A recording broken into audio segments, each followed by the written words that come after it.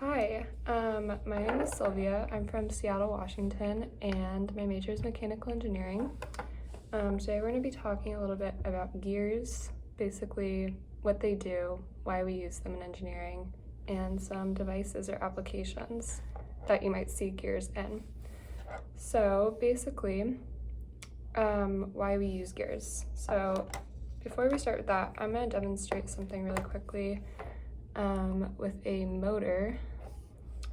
If you don't know what a motor is, this one's a very small one, but usually it disconnects to some power supply, like a battery, and it just rotates really, really fast to produce power.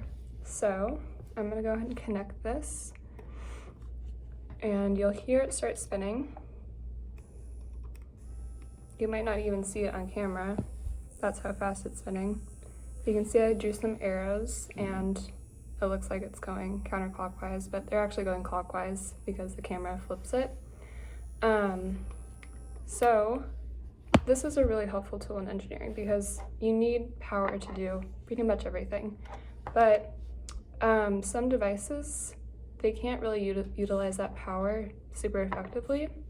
So that's where the case where the gear train might come in, where it might connect somehow to the gear train and it basically takes the power from your motor and converts it into torque, which is a type of force. So an example of that might be like an electric screwdriver. So you know screwdrivers, they need to spin pretty fast, but if they spin too fast, then you lose control. You can't drive in a screw or take out a screw. So basically that's where a gear train comes in because it provides a lot of force to undo or put in the screw without, it going too fast. So yeah. Okay, so now we can actually start assembling our gear train. So some pieces that you might need. First, this is a Technic beam, which basically just holds gears and all their parts together. You're gonna need some cross axles, which basically attach with the actual gears, like so.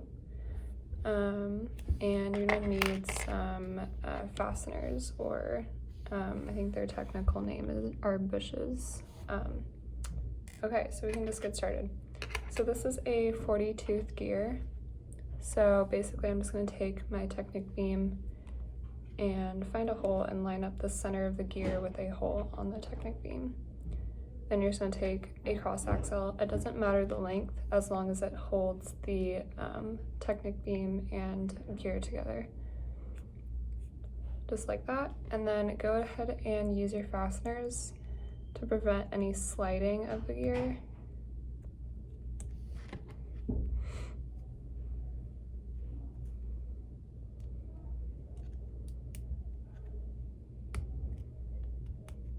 Okay, so this is just one gear. By itself, it doesn't do much in converting power to torque, which is why it's helpful to have another gear. So this is a 24-tooth gear, and basically you just want to make sure that these gears can connect so that they can spin together. So now you want to take your other cross axle, take your gear, go ahead and lay it on top of your Technic beam so that it connects to the gear next to it. And just take your cross axle and connect the gear to the Technic beam, and then use your fasteners to hold it in place.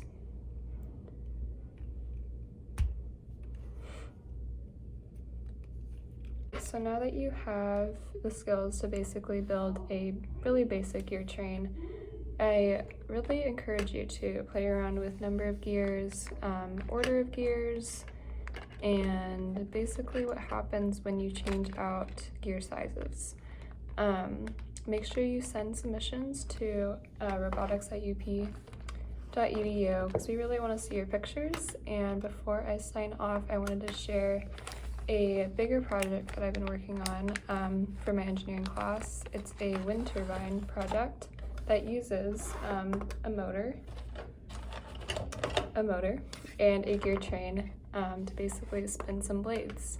So I have a video after this, and I also have a picture of the gearbox. All right, bye.